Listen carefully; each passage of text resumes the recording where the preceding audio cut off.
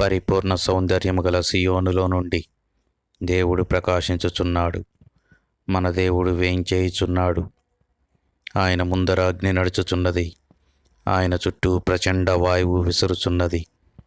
గుడారము వలె అంధకారమును తన చుట్టూ వ్యాపింపచేసెను.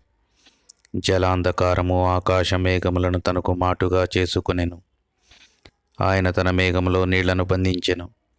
దాని మీద మేఘమును వ్యాపింపచేసి తన సింహాసనపు కాంతిని మరుగుపరిచెను. వెలుగు చీకటుల సరిహద్దు వరకు ఆయన జలములకు హద్దు నియమించెను. ఇజ్రాయేలు పెద్దలు దేవుణ్ణి చూచినప్పుడు ఆయన పాదముల కింద నిగనిగలాడుచున్న నీలమయమైన వస్తువు ఆకాశమండలము వంటి తేజస్సు వారు చూచిరి.